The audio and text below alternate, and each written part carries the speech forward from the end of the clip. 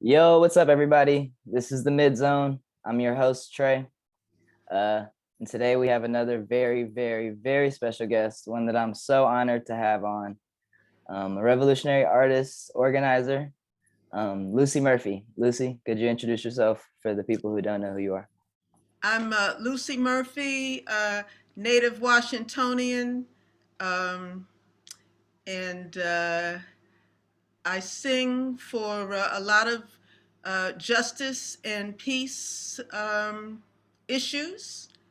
Right now, we're involved with attempted dislocation of black women and children at Brookland Manor, Hmm. which is a large uh, apartment complex in Northeast Washington that the mayor, who's also a black woman, Hmm. has approved the development of these apartments, which were designed for large families. They have 3, 4, and 5 bedroom units. Hmm. Well, the mayor has approved the development of changing these apartments to efficiency 1 and 2 bedrooms, Wow. which many of us know that our families could not survive without the help of grandmothers and aunties, particularly when our parents become ill or become imprisoned. Um, and so, grandmoms and aunties and uncles take care of the children, Hmm. and that's what's been happening at Brookland Manor up to now. We also have the issue of African cemetery, which is threatened with displacement. But we got the word from a judge in Montgomery County Hmm. that that development of the cemetery has been put on hold That's good. because the proper procedure was not followed. Mm. Whenever you want to do something with a cemetery, you have to get in touch with the descendants of the people in the cemetery. Right. And that was not done. Of Mm. course, they don't think they need to do these things for African people or for indigenous people. Um, those are two of the things I'm involved in. And of course, this country is always at war with somebody, Right. or always has sanctions on some poor country that's trying to go it on their own, Hmm. like Cuba or Venezuela or Nicaragua. And so I'm involved in trying to get justice uh, for those people. Right. So you've been doing this for a very long time, and I noticed that you got involved in political movements very early. Could Yeah, you talk like about? fifth grade. Yeah, I noticed that. So yeah, could you talk about that moment where you first realized the importance of organization? Yeah, well, probably people, because we have young women involved in sports so much right now. Um, Probably the people couldn't imagine that there was a time when during recess they let the boys go out and play, and the girls were supposed to stay inside and do something quiet. And even though I wasn't very athletic, I had friends who were athletic. And I realized that, being inside and doing something quiet was not their cup of tea. Right. So we got a petition together and got everybody to sign. And the teacher looked at it and said, "Oh, okay. Um, yeah, this is reasonable." Yeah, that's a very cool story. Uh, Most people don't organize that early. Another thing that I noticed is that you've been singing for a while. I was wondering if you perform, like you sing in front of people, as you said, you sing for justice movements at protests and whatnot. I was wondering if performing is something that came natural to you, or did it take a while to get comfortable doing it? Well, um, there was a time when pretty much all black families sang. Hmm. People sang together. Right. Um, my mother happened to play the piano, and so my brothers and sisters would sing, with her. And I'm the youngest. I would join in, Hmm. and then churches encourage people to do things, to develop their talents. Hmm. Um, at least I didn't go to one of those churches where they tell you to shut up, you Hmm. know. I went to one where if I could learn a song, they would put me up there to sing it. Hmm. And so I remember singing a hymn before the congregation when I was like 6 years old. Wow. Uh, because the people were accepting and loving, they weren't critical and mean. Um, I I didn't feel nervous. Right. I felt like I was sharing with people who wanted to hear what I had to sing. So, Exactly. Yeah, uh, so you talked about the church, and I noticed that you've also said before that you grew up like a lot of your organizing and like radical development came from the church. Like you grew up a lot around a lot of radical preachers, and I think you even stated that the church used to be a lot more like for the people. Um, how do you think that's changed, and what was that experience like for you whenever you're growing up? well, um, we had neighborhoods where people knew each other in the neighborhood. There was maybe a little more neighborhood stability, so people stayed in the same place a little longer. They Mm, got to know their neighbors. right. I remember when I was a child, if someone was sick in the neighborhood, my mother would prepare a plate of food, Hmm. and I would take it to the person's house. Um, if there was like a special occasion, my mother was known for making very good cakes and pies. So, sometimes she would make a cake for somebody. Hmm. Um, and we knew our neighbors. And the churches were kind of neighborhood based too. So they became like centers, Hmm. community centers for people. Well, um, we've gotten a situation now where people don't stay the same place. There's a lot of movement. People don't know their neighbors. They don't Hmm. stay there long enough to know who's who and what's what. Um, they don't go to a neighborhood church. Right. They go to a church that they have to drive, miles and miles to get there. Hmm. And maybe there's so many people in the congregation, you don't even know who all is in your church because Exactly. there's so many people. Hmm. You've got these mega churches. We've lost the neighborhood centered churches. Hmm. Um, but when I was a child, the church in the neighborhood had a pastor who advocated for the neighborhood Hmm. and programs for the children in the neighborhood who weren't necessarily members of the church, but they lived around the church. So, and it was a place, it was a community center. Hmm. Or I remember I would go there to get tutored, Wow. when I wasn't doing so well in geometry, for Wow. example. Hmm. I Somebody would struggle. meet me at the church and tutor me in geometry. Hmm. Yeah, Um, that's yeah, very important. Having like a sense of community in the church. I think we're missing that in a lot of churches yes. today. Another thing that you talked about when you were growing up is quote unquote discarding the self-hatred that Malcolm X describes. Um, what was that process like for you? Because I think that's something that a lot of African people go through when we're growing up. Yes, and it seems like we're still going through it. I mean, uh, we when I think of it, I think of Michael Jackson. Mm. Here is this little boy who was a cute little brown boy with African hair, Hmm. African curly hair. Yep. And what did he do to himself? He made himself sick, Hmm. getting his hair straightened, getting his skin whitened, getting his nose altered, his, yeah. Uh, there's Wayne Davis had a song. There once was a time that I wished my hair was fine, Mm. and I remember when I wished my lips were thin. Mm. Uh, you know, thinking that, okay, white people have this, that, and the other that we don't have. Oh, I wish I was like them. Mm-hmm. Oh, I wish I looked like them. Um, and Malcolm X pulled us up short, and said,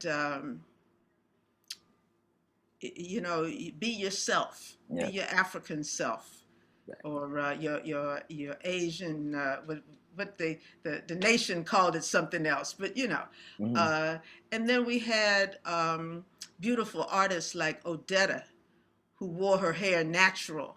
I remember people were shocked, that she just let her hair be its natural African hair, Mm-hmm. and didn't put a wig on it, or didn't, you know, get some kind of chemical treatment. And then there was Miriam Makeba, who also Mm-hmm. showed us, how beautiful it is to be your natural African self. Right. Um, yeah, so I remember because I have a big mouth. I remember wishing I had a little mouth like my mother. Mm-hmm. Uh, and my mother also had big, pretty eyes too. That yeah. Uh, but after a while, I got to accept myself Mm-hmm. and say, it's okay to be Yep. me and to look the way I look. Yep. That's very important. Um, so you've also got to travel all over the world doing what you do. Um, you've gotten to travel to countries like Cuba, who we hear so much false information about and propaganda here about here in America. Could you talk about what that experience is like, getting to travel to countries that you've heard so much false information about? Uh, well, one of the things that I discovered when I went abroad is just how violent this country is, because we have so much street violence, um, purse snatching, Mm-hmm. um, breaking and entering, breaking out car windows, which I would see, just walking down the street, you can see a car window broken out. Um, and I've been jumped a few times. And you go to Cuba, and you can walk anywhere, Mm-hmm. any time of the day or night, and nobody will bother you. Mm-hmm. Um, and it's just, and you see people discussing things rather than beating on each other. Mm-hmm. Cubans are very talkative. The thing, anybody telling you that Cubans don't discuss any and everything is lying, Mm-hmm. because they discuss any and everything. Um, and they uh, they made sure that all their people can read and write, um, and have access to uh, to medical care. There's a doctor in every neighborhood that knows the people in that neighborhood. Mm-hmm. Um, Now they have difficulty getting the medicines they need because of the blockade, Right. but yeah,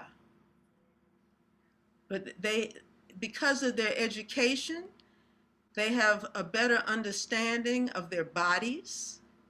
So, people live longer there. The self care, the fact that they've got access to health care, to professional health care, but also Cubans are very knowledgeable about their own bodies, about health conditions, and treatments, and medicines. Uh, it's wonderful to see a population that is so literate, a population that can read and understand what they read. Mm-hmm. Because in this country, right around the time that we integrated the schools, we changed the method of teaching reading. And because of that, a lot of people don't learn to read.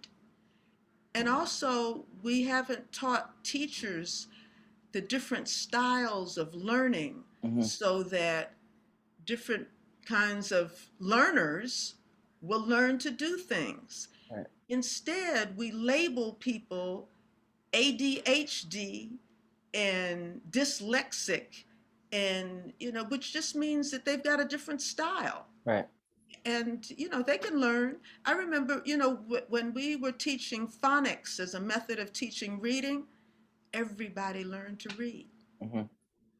Wow. And that was before, well, the phonics was when we had black teachers in black schools teaching black children, and there was a kind of a devotion to the children and a devotion to teaching.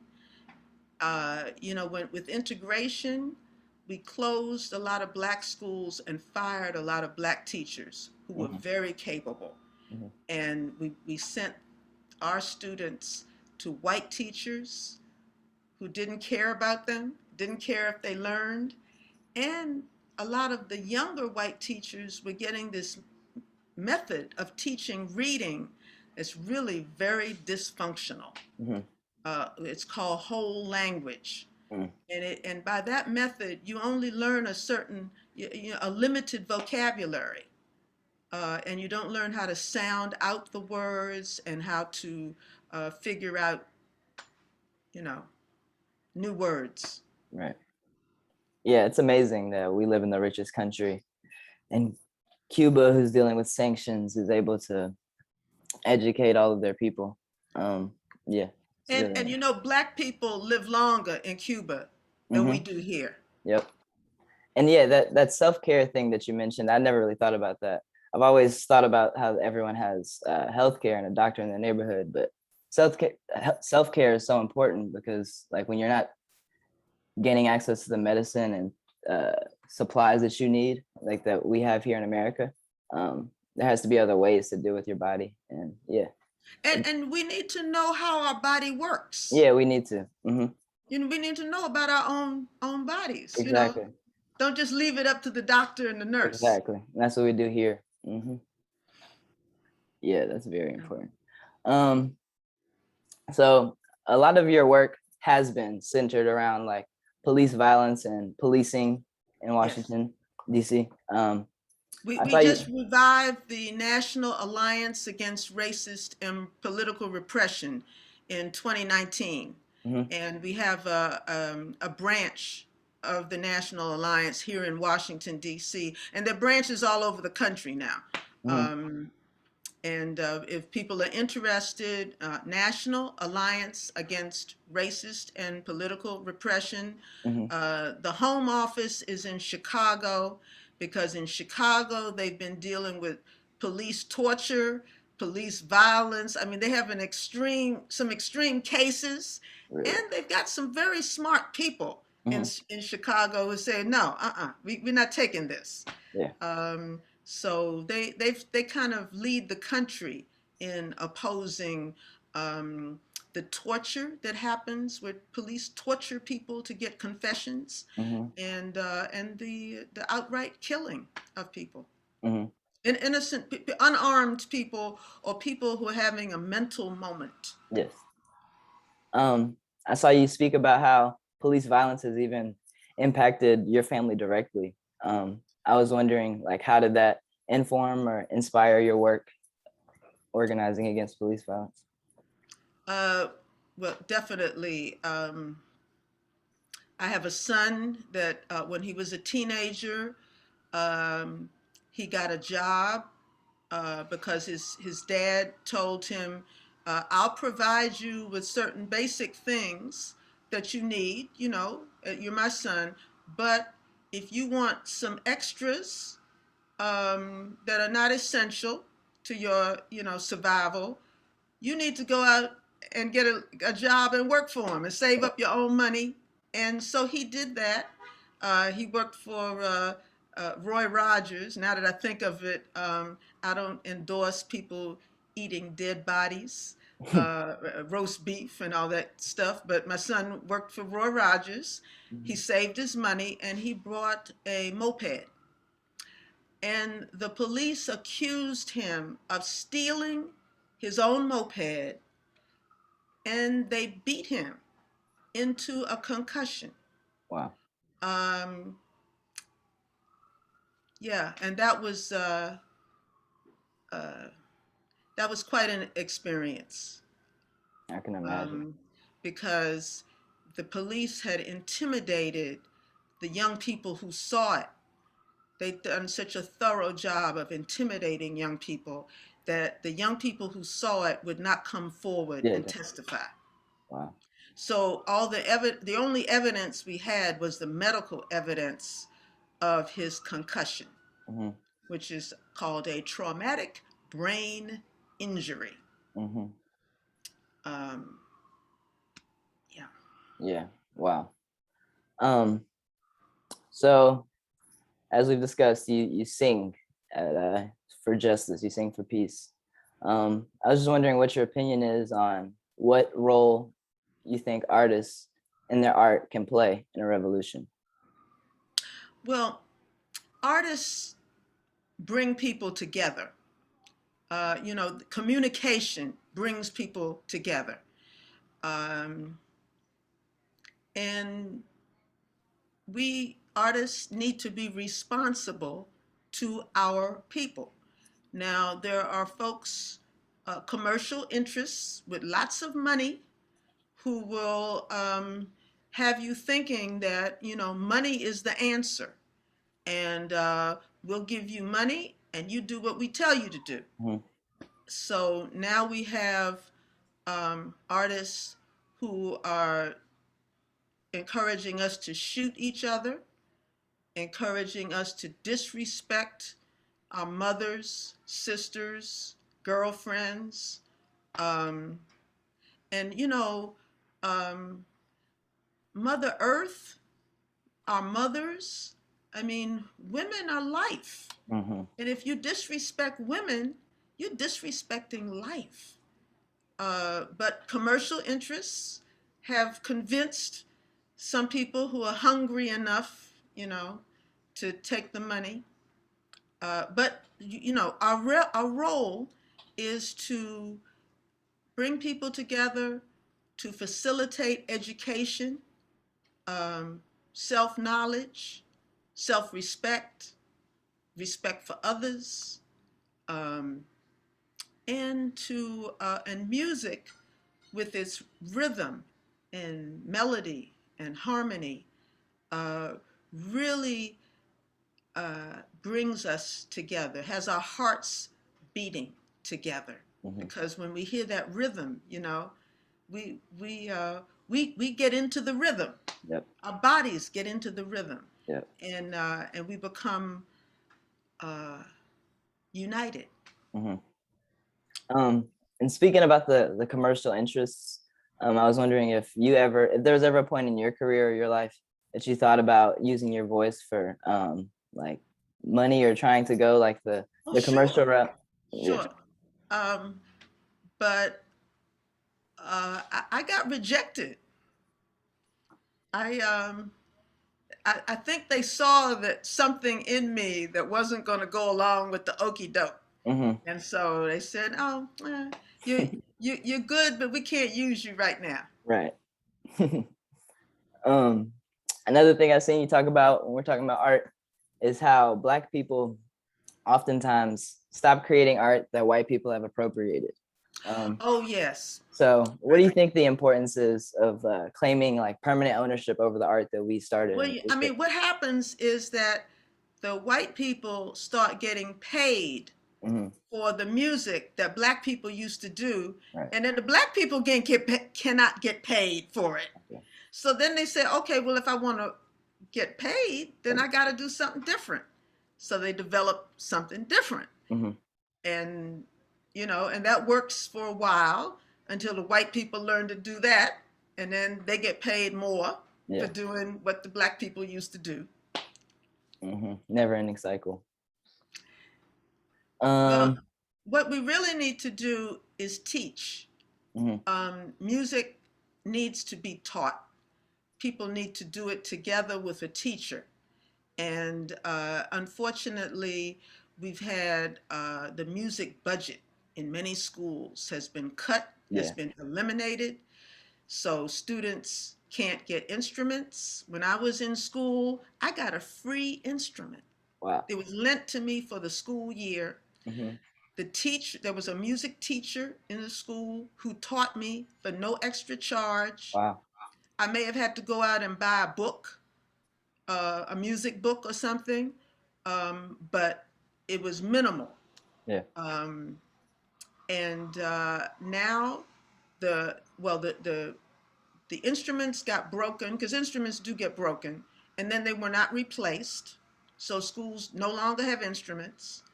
They may, unless the PTA raises money to hire a teacher, they don't have a music teacher. Yeah. So the poor schools whose PTAs don't have money, you know, don't have those resources. Right. Whereas a middle class or a upper middle class school, the PTA is much better organized. They raise money. They have an art teacher. They have a music teacher.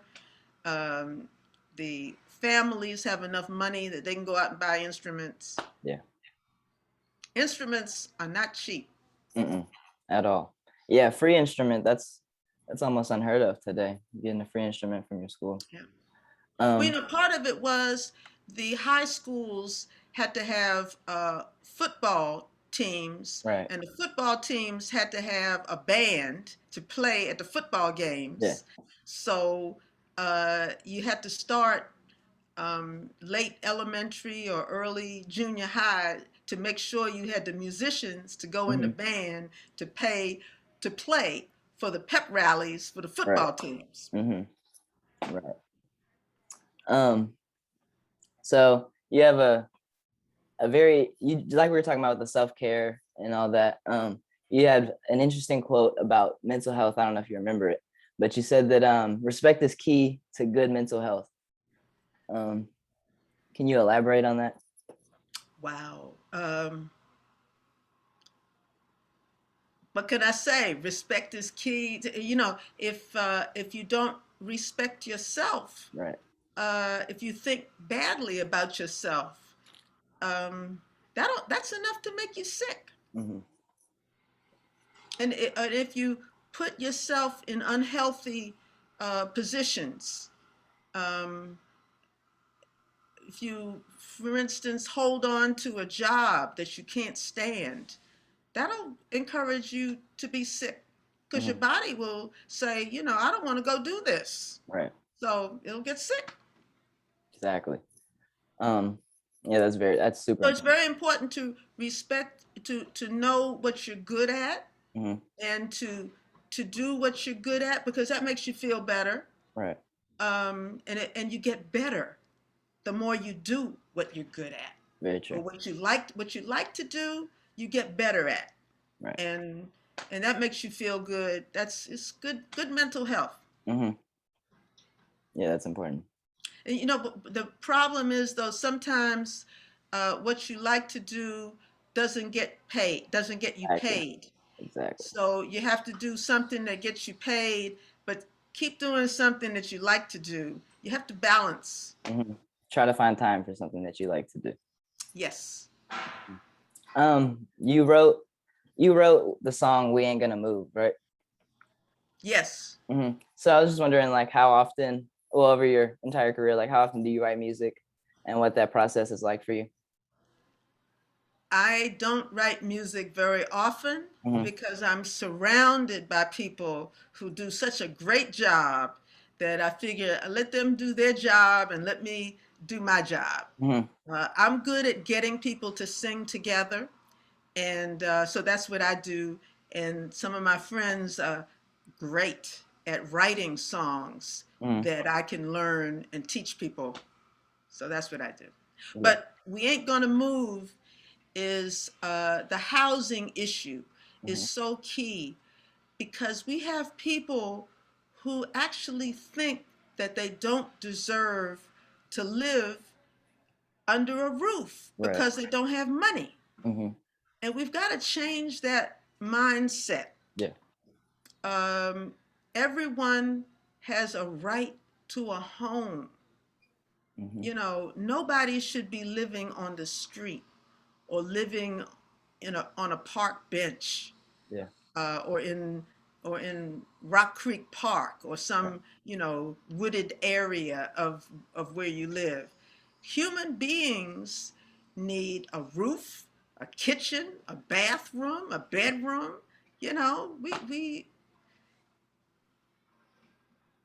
need these things Yeah. and we deserve these things whether we have money or not. And our society needs to organize itself to make sure that people are provided with the things that they need, with their human rights. Right. Housing is a human right. Exactly. Yeah, that's yeah.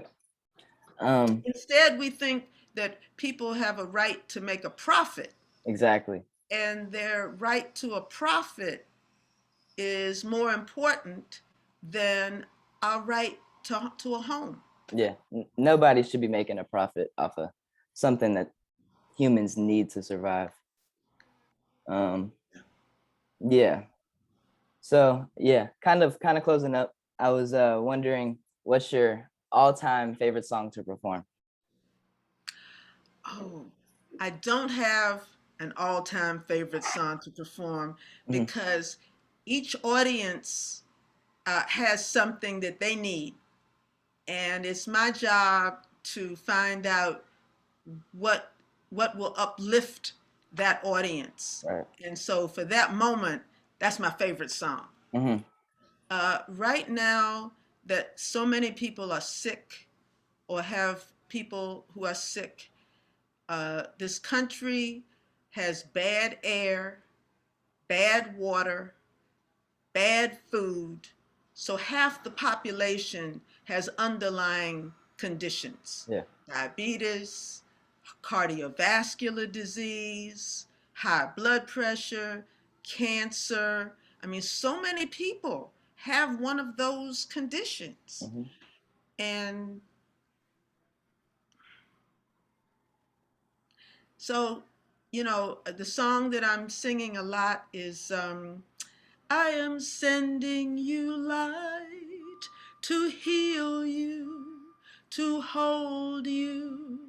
I am sending you light to hold you in love.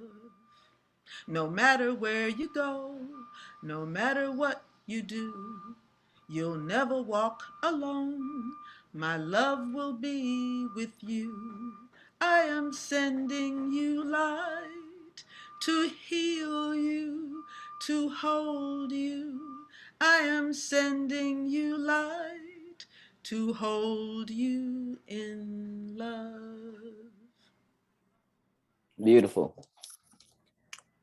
Um, yeah. So, do you have any final words of advice or messages for the people that are watching? Just that everybody has a power within. And, if you're watching television, you're being fed with fear. Hmm. And you maybe and you're not being fed with the knowledge of the power that you have within, the connection that you have to other people, to the earth. And but we need to respect ourselves and respect that power that is within, and allow it to develop, allow it to come out. Allow yourself to embrace other people. Take the risk to trust Hmm. somebody, and the risk to trust yourself. Mm, mm. Awesome. Thank you so much, Lucy. Thank you, Trey.